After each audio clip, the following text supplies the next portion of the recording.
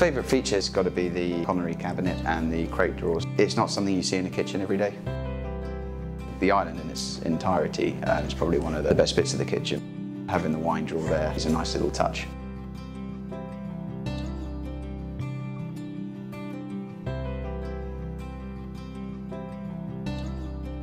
I love the island and the larder cupboard.